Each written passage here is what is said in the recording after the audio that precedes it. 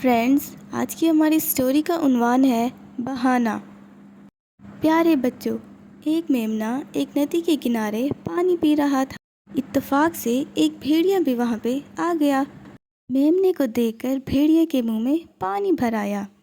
اس نے سوچا کہ کھانے سے پہلے اس پر کسی چیز کا الزام لگانا چاہیے، اور وہ غصے سے بولا، نالائق، تو نے سارا چشمہ گندلا کر ڈالا۔ اب بتا تجھے کیا سزا دوں؟ حضور، آپ تو اوپر کی طرف کھڑے ہیں، بھلا گندلا پانی آپ کی طرف کیسے جا سکتا ہے؟ تیری بات صحیح ہے، لیکن یہ بتا تو نے مجھے پچھلے سال گالی کیوں دی تھی؟ پچھلے سال؟ ہاں، پچھلے سال۔ اب کیسا بھولا بنتا ہے، کیا پچھلے سال تم نے مجھے گالی نہیں دی تھی؟